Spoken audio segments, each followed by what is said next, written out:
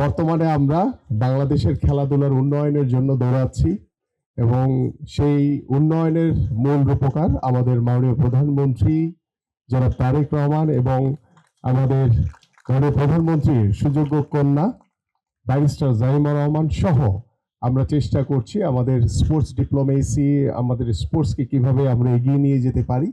So আমি মনে করি আজকের যে স্লোগান, যে one run, one goal and one world,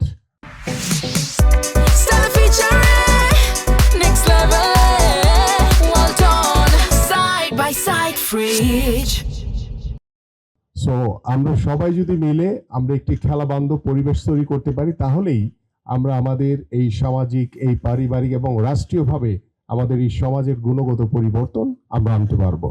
We have a Russian friend, Mr. Valmov Oljhas, the champion Mohammad Jafaruddin of 21-kilometer race, who finished the race by 1 hour 14 minutes. Congratulations, Mr. Jafar. সবাইকে ধন্যবাদ। Thank you all.